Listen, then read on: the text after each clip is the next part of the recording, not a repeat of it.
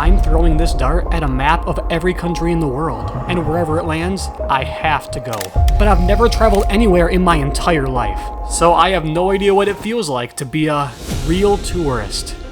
That's why I'm not just visiting one country, I'm visiting 10 countries in 10 days. Let's see where I'm going.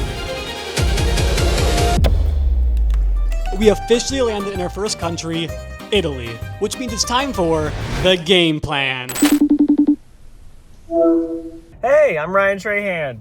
Yeah, I'm in this video too, don't question it. Ethan, to prove that you're a real tourist, I challenge you to do 3 things in every country you visit. Number 1, you gotta find the coolest souvenir you possibly can. Number 2, you have to eat a traditional food. And number 3, And number 3, you must visit a famous landmark. It's not gonna be easy. It's not gonna be fun. It's actually probably gonna be fun. But if you fail, I'll be super mad, really upset. Good luck.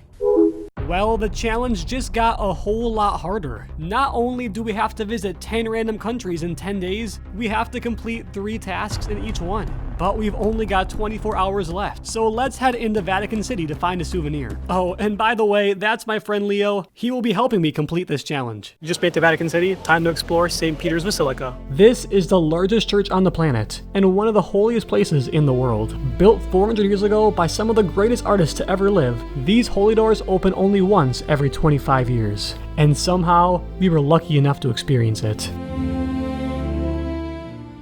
Well, we couldn't find any souvenirs inside, but after some walking, we found this little shop on the side of the street, and I got this Colosseum souvenir. I thought it'd be a lot cooler than, a magnet or a water bottle or a hat or, a t-shirt. So that means task 1 is officially complete. But I still don't feel like a real tourist. So let's find some traditional food before Ryan starts getting mad. Along the way, we came across so many cool things. Ancient ruins, churches, and even a box with some dead guy's hand in it. Why was there a hand in there? What the hell? Well, we couldn't eat the hand, so let's keep looking. Down the street, we noticed a giant crowd of people at the bottom of a staircase. There's so many steps. So we climbed 196 stairs just to find absolutely nothing. There was not a single thing inside this building, but empty hallways and even more stairs. And now we're starving. So we need to find some food fast. One thing that we noticed is that Rome does have insanely beautiful architecture, like this 200-year-old fountain.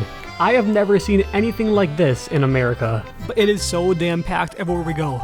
But at least one good thing that we found is that we found this really cool pizza place right by the fountain that I think is going to be our authentic Italian pizza. So welcome to Pizza in Trevi, home to the most authentic Italian pizza. It's crazy to think that 2,000 years ago, pizza started off as a cheap street food for poor workers, and now it's loved by everyone on Earth. But is it actually any good? Let's take our first bite. The pizza was insanely good, but for some odd reason, they put the cheese in these weird clumps instead of evenly spread out, which I've never seen before. Now that we've tried authentic Italian pizza, that means task 2 complete. But we still need to find a famous landmark, and we only have a few hours left until the sun sets. So let's wander through the streets to try to find a landmark. We wandered, and wandered, and wandered some more. We even passed this really cool dome building, but I just realized that I think every single picture I've ever seen in this building is probably a drone shot, because I really don't know if there's a really good spot to look at it, because it's all really high. We actually found an alley that gives us a decent view of the dome, so it's pretty cool actually. But we weren't satisfied. We needed to find the best landmark Italy has to offer, and that's when I realized something. It was in front of us the whole time. I got this Colosseum. And if you thought this mini souvenir was cool, wait until you see the real one. This is the Colosseum.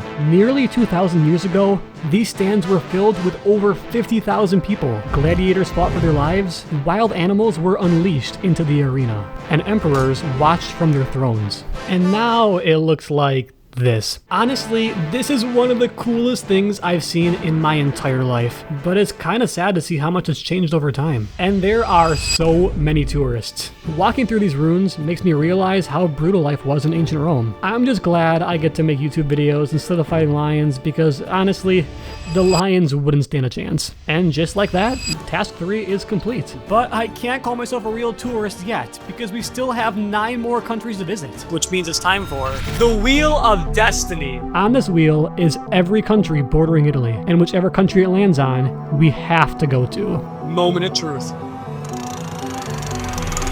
Subscribe to see which country we're going to next.